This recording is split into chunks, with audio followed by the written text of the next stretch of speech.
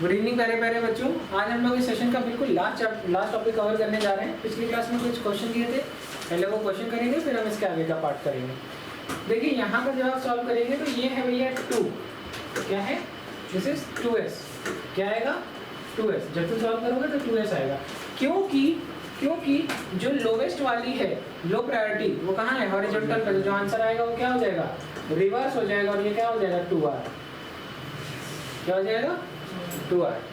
अच्छा, इसमें सबसे ज़्यादा कौन है, ये, उसके बाद ये इतना बड़ा ग्रुप देख रहे हो, और इसके बाद ये, तो इसको कहेंगे 2 नंबर और इसको देंगे 3 नंबर, और ये हो जाएगा 4। तो ये तुम्हारा देखो ऐसे ही चल रहा है एंटी क्लॉकवाइज, तो S होगा। लेकिन लोवेस्ट प्रायोरिटी वाला कहाँ पर है, हॉरिजॉन्टल लाइन पे, तो 2s की जगह क्या हो जाएगा 2r, क्या हो जाएगा। नीचे वाला बता दीजिए, नीचे वाला सॉल्व करके बताइए, क्या 3r आंसर आ रहा है, देखिए। हाँ, पहले आएगा आंसर में 3s, और फिर आप उसको मॉडिफाई करेंगे इसमें 3r में, कर लेंगे सॉल्व। जिससे भी नहीं होगा वो मुझसे क्लास के बाहर पूछ लेगा, अगर नहीं आता है तो। यहाँ पे तो मुझे लगता है सबको आ ही रहा होगा। ठीक है, आगे बढ़े, अगला क्वेश्चन करें। ये क्वेश्चन करके दिखाइए। सेम है, सेम नहीं बाबू मुशाहिद,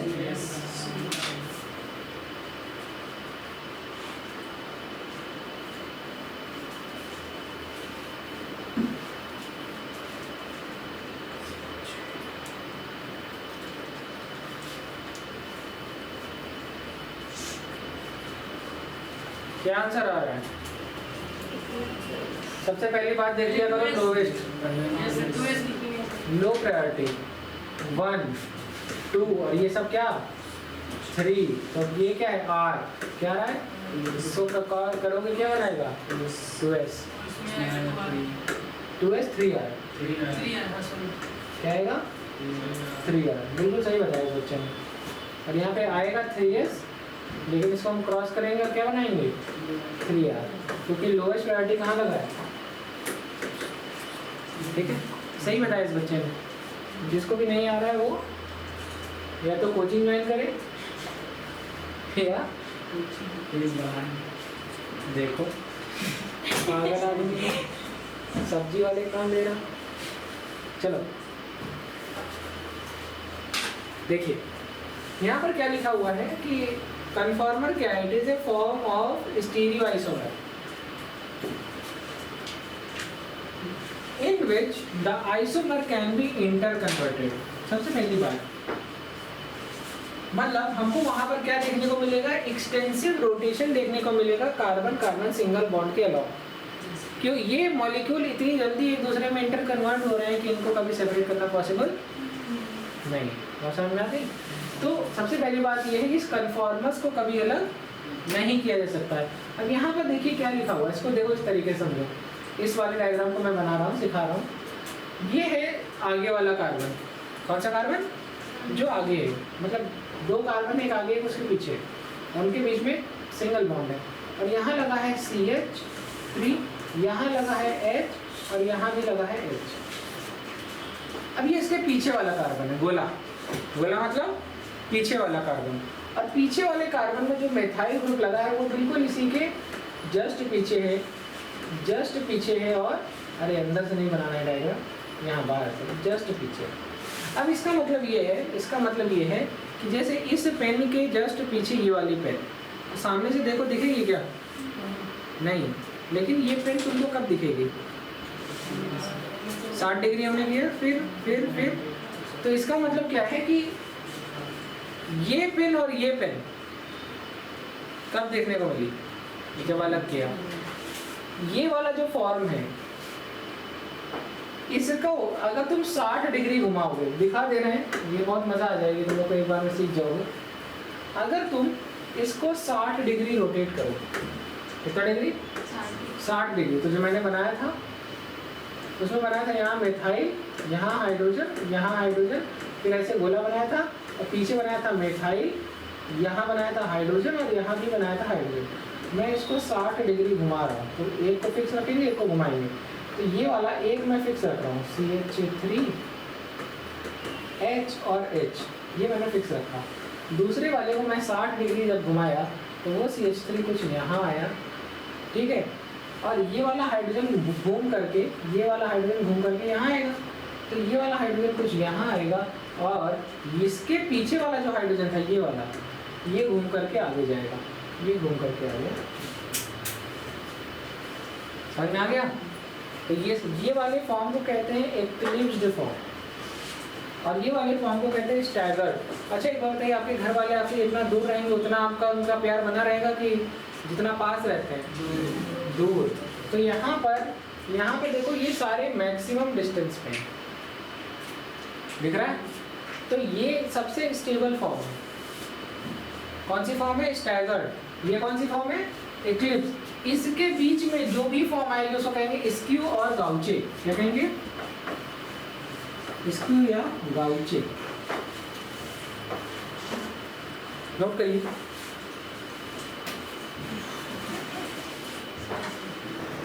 चलिए अब यहाँ पर देखिए पॉइंट लिखा हुआ है, और द पॉइंट इज, बहुत अच्छा पॉइंट है, बहुत मजेदार है। कन्फॉर्मेशंस को, कन्फॉर्मेशन आइसोमर को ही क्या कहते हैं? रोटामर। क्या कहते हैं? रोटामर। और ये आइसोमर्स बनते कैसे? By the free rotation of carbon, मतलब this isomer are formed by the free rotation of carbon sigma bond. Okay, बहुत इंपॉर्टेंट पॉइंट है, ये एग्जाम में क्वेश्चन आया था। इसके बाद क्या लिखा हुआ है कि रोटेशन इनफाइनाइट टाइम्स हो सकता है। कितने टाइम?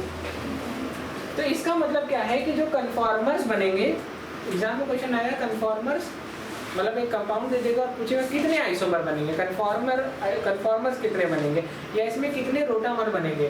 तो बच्चा कहेगा एक एक्लिप्स्ड, एक स्क्यू गाउचे, एक स्टैगर्ड। नहीं, इनफाइनाइट। क्या? इनफाइनाइट। तो आंसर क्या है? Alkene can have infinite number of conformation isomer. Conformation isomer show करने के लिए जो भी एल्केन है उसमें मिनिमम कितने कार्बन की एल्केन होने चाहिए? तो मिनिमम 2 कार्बन की एल्केन कन्फॉर्मेशन आइसोमेरिज्म में पार्टिसिपेट करती है। इसका मतलब तुम्हें कुछ याद आ गया? इथेन। क्या आ गया? 2 कार्बन की, यही तो एक एल्केन है, दैट इज इथेन। लिखा है कि जो रोटेशन है वो कार्बन कार्बन सिंगल बॉन्ड के अराउंड होती है, लेकिन ये कंप्लीटली फ्री नहीं है। क्यों फ्री नहीं है? तो लिखा है कन्फॉर्मेंस को कभी भी अलग भी नहीं किया जा सकता, क्योंकि ये बहुत ही रैपिडली इंटर कन्वर्जन में पार्टिसिपेट करते हैं। इसके बाद लिखा है कि वो जो कंप्लीटली फ्री रोटेशन है, नॉट कंप्लीटली फ्री लिखा है, because it is hindered by small energy barrier that is around 1 to 220 kilojoule per mole due to weak repulsive interaction between adjacent bond. ठीक है, नाउ नेक्स्ट इज कि इसी repulsive interaction को torsional strain कहते हैं। क्या कहते हैं? टॉर्सोनियल स्ट्रेन कहते हैं। तो what is torsional strain? Actually the torsional strain is वो जो आपने इक्लिप्स्ड फॉर्म देखा था और वो जो आपने स्टैगर्ड फॉर्म देखा था, इनके बीच का जो एनर्जी डिफरेंस है वही क्या है? टॉर्सोनियल एनर्जी, वही लिखा हुआ है, नोट कर लीजिए। तो क्या सीखा हमने कि energy difference between eclipsed form and staggered form is called torsional energy. चलिए, यहाँ तक का बात समझ में आ गया आप लोगों को? बेटा अब क्या बचा है? देखिए, ये जो टॉर्सियोनल एनर्जी है या ये जो रिपल्सिव इंटरैक्शन है, इसी को हम क्या कहते हैं? टॉर्सियोनल स्ट्रेन या टॉर्सियोनल एनर्जी। क्या मैं आगे बढ़ूँगा? ओके, यहाँ बहुत अच्छी बात लिखी हुई है। देखो हम लोग अब पढ़ने जा रहे हैं कन्फॉर्मेशन या क्या लिखा हुआ है? Conformation of ethane. एक सेकंड जरा रुकिए, यहाँ पे एक बहुत अच्छी बात लिखी हुई है कि ईथेन, ये सब लिखने की जरूरत नहीं है। ईथेन मॉलिक्यूल में carbon carbon single bond present होता है और हर कार्बन से 3 हाइड्रोजन अटैच होते हैं, कुछ बड़ी बात नहीं है। लिखा है कि एक कार्बन एटम के जितने भी एडजेसेंट अटैच्ड हाइड्रोजन है उसको रोक दीजिए, मतलब ये वाला यहाँ हाइड्रोजन लगा दीजिए, यहाँ हाइड्रोजन लगा दीजिए, यहाँ लगा दीजिए। और ये पीछे वाला है, देखा है कि जो दूसरा कार्बन एटम है जो पीछे वाला है, उसको अब आप कार्बन कार्बन एक्सिस के अराउंड रोटेट करा सकते हैं। क्या करा सकते हैं? तो अगर तुमने यहाँ एक पीछे हाइड्रोजन है, यहाँ पीछे हाइड्रोजन है, यहाँ पीछे हाइड्रोजन है, अभी तो ये कौन सी फॉर्म में? इक्लिप्स्ड फॉर्म में। तुमने इसको 60 डिग्री रोटेट कराया तो ये कुछ ऐसा हो जाएगा, इसमें हाइड्रोजन यहाँ आएगी, ये वाली हाइड्रोजन तो है अभी, ये वाली तो है अभी, और ये वाली भी है। तो जब ये पीछे वाली 60 डिग्री घूमी तो ये वाली भी 60 डिग्री आगे जाएगी, ये कुछ यहाँ आएगी, और यहाँ पे जो थी वो कुछ यहाँ पे आएगी। ऐसे ही हुआ ना, कुछ 60 डिग्री अगर ये वाली रोटेट करेगी तो कुछ यहाँ पे आएगी, क्योंकि ये समझ में आ रहा है। चलो अब फिर से 60 कराओगे तो ये वाली हाइड्रोजन ऑक्सीजन यहाँ आ जाएगी, ये वाली इसके पीछे आ जाएगी, ये वाली इसके पीछे आ जाएगी। एक ऐसी कंडीशन आएगी जब तीनों है, एक ऐसी कंडीशन आएगी, दिखा दे रहा है, और ये इस तरीके से ये इनफाइनाइट नंबर ऑफ रोटेशन कर सकता है। और एक बात दिखी हुई है, देखो, एक्लिप्स्ड कन्फर्मेशन। एक्लिप्स कन्फर्मेशन क्या होती है? तो लिखा है कि दो, लिखा हुआ है ऐसी कन्फर्मेशन, अगर मैं इथेन के रेफरेंस में बात करूं तो जो हाइड्रोजन अटैच है दोनों कार्बन की, वो एक दूसरे के बिल्कुल क्लोज होगी, ठीक है। हाइड्रोजन दोनों कार्बन की अटैच एक दूसरे के बिल्कुल क्लोज होगी, एक दूसरे के बिल्कुल क्लोज होगी तो अट्रैक्ट करेगी कि रिपेल करेगी? अरे सेम है, रिपेल करेगी। क्या करेगी? तो वो मॉलिक्यूल की स्टेबिलिटी बढ़ेगी घटेगी? स्टेबिलिटी घटेगी ना, वहाँ पे रिपल्शन देखने को मिल रहा है, तो क्या होगा? स्टेबिलिटी घटेगी। जब कोई लड़ाई होगा तो वहाँ पे एनर्जी भी बहुत खर्च होगी, इसका मतलब उस मॉलिक्यूल की एनर्जी ज़्यादा होगी, तभी स्टेबिलिटी कम होगी। और उसमें कौन सा फोर्स ज़्यादा होगा? रिपल्सिव। तो ये कौन सा फॉर्म हो गया? Eclipse form.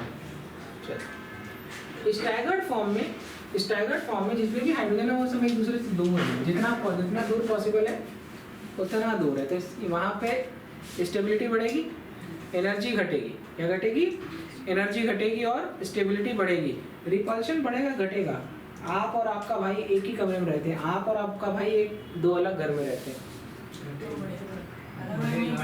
बढ़ेगा। अरे चलो भैया घर जा रहे हैं, भैया रोज फोन पर, भैया खाना वाना खाए कि नहीं, क्या कर रहे हो?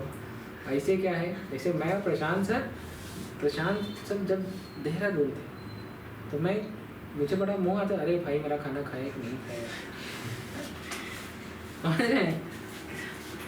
चलिए नोट करिए 100 हॉर्स प्रोजेक्शन। कौन सा प्रोजेक्शन? 100 horse projection. अब यहाँ पर देखिए उसी चीज़ को जो मैं दिखा रहा हूँ, यहाँ पर मैं जो गोला गोला एक दूसरे के ऊपर आता, अब मैं ये यहाँ से देखूंगा, ठीक है। तो ये मैंने इसको इस तरीके से दिखाया, ये एक दूसरे के पीछे ही है।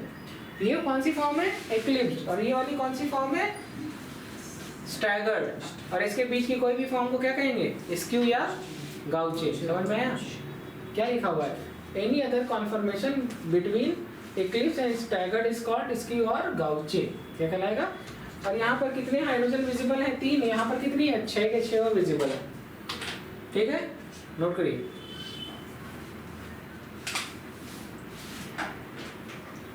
कौन ज्यादा स्टेबल तीनों में?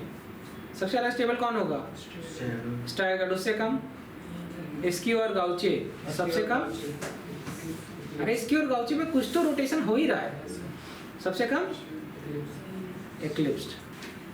Newman projection. और न्यूमैन प्रोजेक्शन में देखिए कितनी अच्छी अच्छी बातें लिखी हुई है। देखा है the molecule is viewed at carbon carbon head on. अगली बात लिखी हुई है, जो carbon atom nearer to the eye is represent by point. वही वाली बात, ये एक जगह पॉइंट, और दूसरा लिखा है पीछे वाला जो कार्बन होगा उसको किससे रिप्रेजेंट करेंगे? लिखने की जरूरत नहीं है, सब हमें को आता है, थोड़ा बहुत तेज हो, इससे भी आगे हो लिखा है। और जो यहाँ से जो लाइंस रेडिएट होंगी, वो क्या डिनोट करेंगी कि bond of the carbon closest to us. ठीक है, कोई बात नहीं।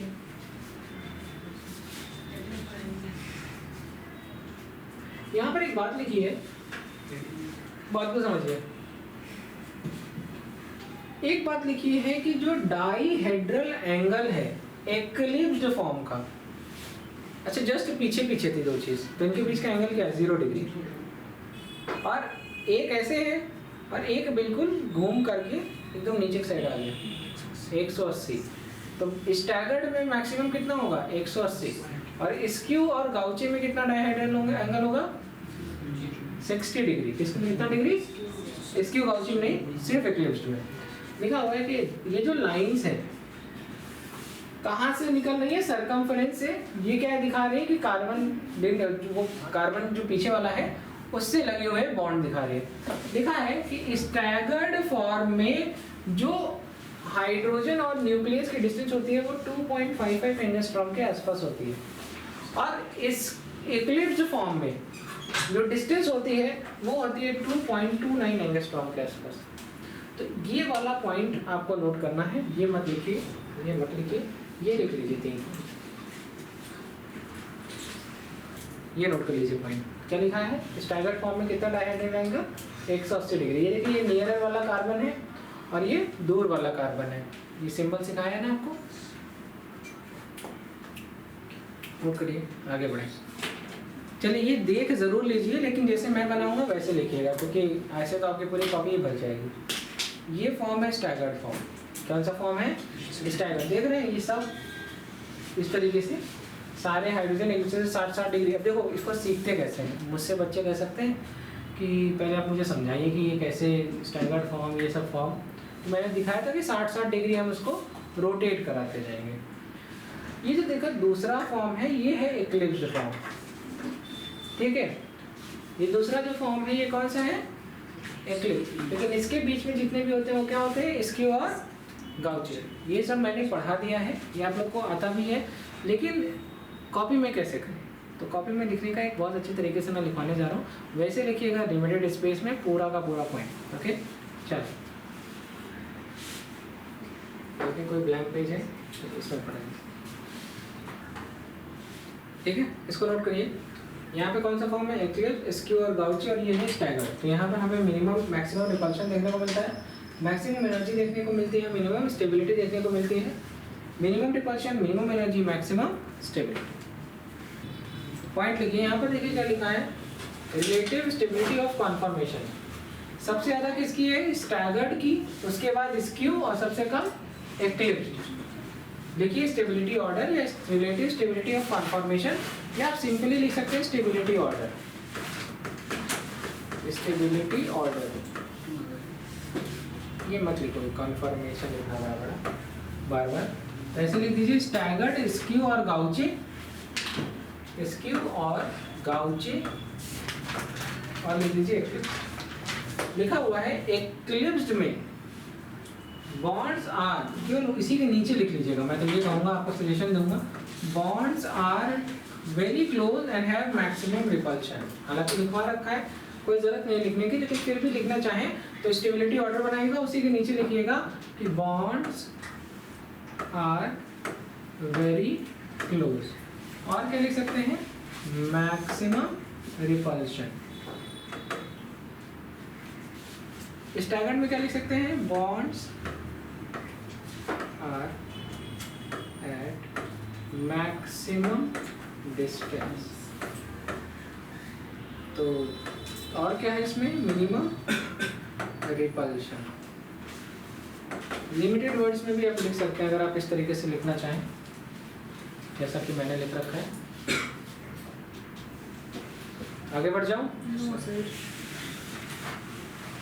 नोट करिए। चलिए, ये देखिए दो अच्छे एग्जाम में आया हुआ क्वेश्चन है। ऊपर वाला क्वेश्चन क्या है कि लीस्ट स्टेबल कॉन्फॉर्मेशन, इथेन का लीस्ट स्टेबल कॉन्फॉर्मेशन कौन सा होता है? एक्लिप्स्ड फॉर्म। और एक्लिप्स्ड फॉर्म से मोस्ट स्टेबल कॉन्फॉर्मेशन जो कि इसका स्टैगर्ड फॉर्म होता है, कौन सा फॉर्म होता है? ये वाला क्या होता है? एक्लिप्स्ड। लीस्ट से मोस्ट जाने में कितने डिग्री का बॉन्ड एंगल चेंज होगा? 60 डिग्री का आंसर इज 60 डिग्री। ये क्वेश्चन है, बहुत अच्छा क्वेश्चन था, एग्जाम में आया हुआ था। एग्जाम में कुछ नहीं आया था कि जैसे ये वाला यहाँ पर देखिए, यहाँ पर एनर्जी मैक्सिमम है, तो ये वाली स्टेट कौन सी होगी? एक्लिप्स्ड। हाँ, और जो सबसे लीस्ट यहाँ पर होगा आपका स्टैगर्ड फॉर्म, है ना?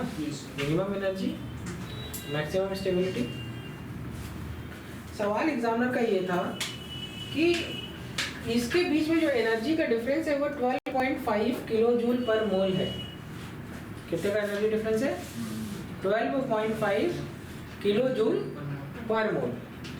इतनी ज़्यादा अमाउंट में एनर्जी का डिफरेंस है, तो क्या कन्फॉर्मर्स जो होते हैं, जैसे एक्लिप्स रहा, स्क्यू रहा, काउचे रहा,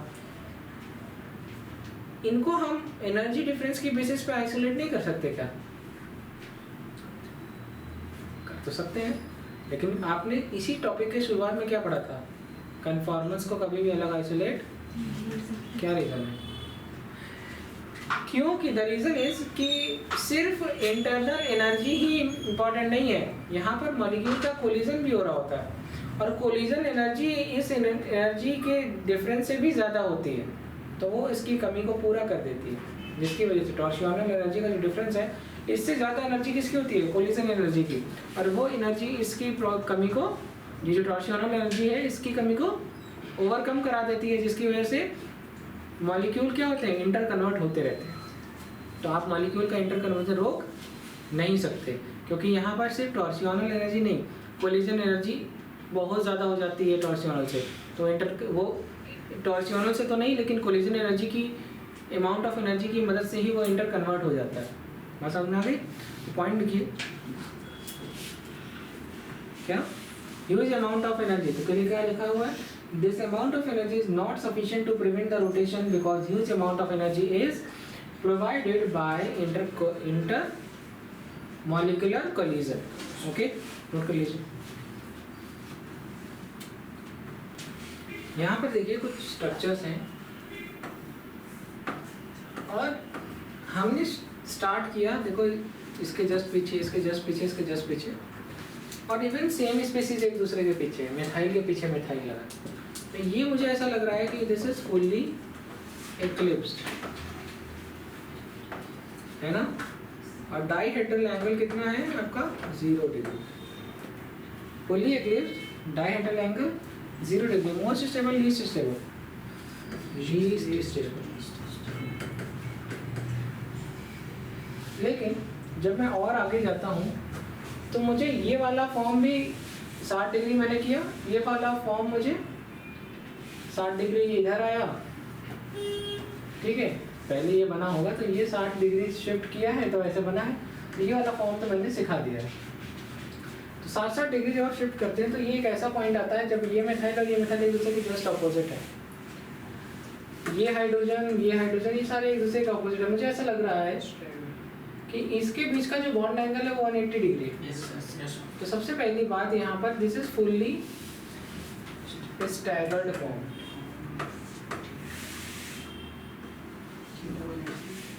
थीटा की वैल्यू क्या है? 180 डिग्री, और दिस इज मोस्ट स्टेबल। सवाल ये नहीं है, सवाल ये है अगर मैंने इसको रखा 1 नंबर, इसको दे दिया मैंने 2 नंबर, इसको दे दिया 3 नंबर, इसको दे दिया 4 नंबर, इसको दे दिया मैंने 5, और इसको दे दिया 6, ठीक है?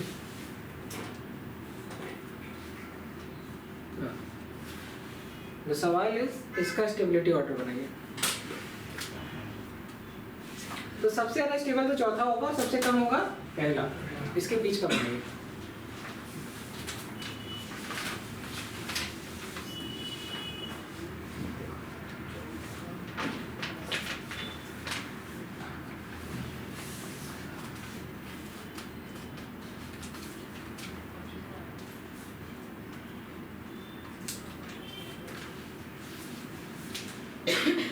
मैं बताऊं, अगर मुझे स्टेबिलिटी ऑर्डर बनाना हो स्टेबिलिटी ऑर्डर, तो मैं ये तो श्योर कह सकता हूँ कि चौथा सबसे ज्यादा स्टेबल होगा, है ना, और सबसे कम होगा आपका पहला, श्योर है ना। अब हम लोग देखते हैं और यहाँ पर देखिए दूसरा वाला देखिए और छठा वाला देखिए, this is sixth, this is दूसरा।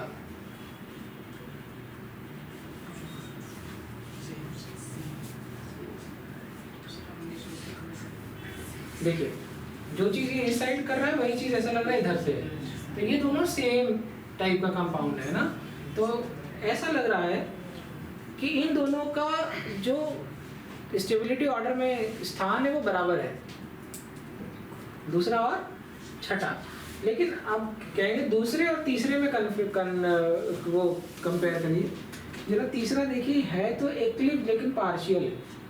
देखो यहाँ पीछे हाइड्रोजन है, यहाँ मिथाइल है, एक्लिप्स तो नहीं है लेकिन एक्लिप्स फॉर्म वैसे भी, और ये एक तरीके का झूठा स्टैगर्ड है, देखो ना चारों ऐसा अलग अलग है, तो ये ज़्यादा स्टेबल की है ये, तो मुझे ऐसा लग रहा है कि दूसरा और छठा बराबर की स्टेबिलिटी रखता है, और इसके बाद मैं देखूंगा तो मुझे तीसरा और पांचवा दिखेगा। अच्छा क्यों? क्योंकि कहेंगे सर मिथाइल और मिथाइल तो अभी एक दूसरे से दूर है ना, तो रिपल्सन कम है, मिथाइल एक दूसरे के पास होंगे तो रिपल्सन सबसे, समझ में आ गया। यहाँ पर आ गया तीसरा और पांचवा सेम तरीके का, नोट करिए।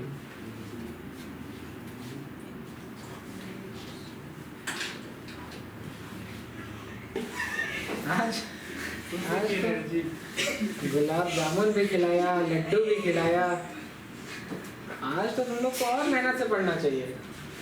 लिखा है कि देखिए जनरली स्टैगर्ड कन्फर्मेशन ज़्यादा स्टेबल होती है, जैसा कि हमने किस में देखा, ब्यूटेन में देखा, देखो कहे तुमको कम मिला हमको ज़्यादा मिला, कौन कम खाया, डबल खाया,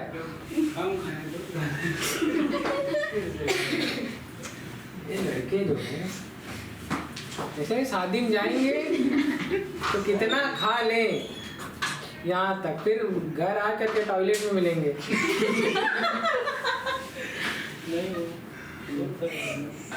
देखिए जनरली स्टैगर्ड फॉर्म ज़्यादा स्टेबल होता है, लेकिन हम जब बात करते हैं एथाइलिन ग्लाइकॉल और फ्लोरोएथेनॉल के दो केस, फ्लोरोएथेनॉल और एथाइलिन ग्लाइकॉल में स्क्यू और गाउचे फॉर्म ज़्यादा स्टेबल होता है। रीज़न क्या है?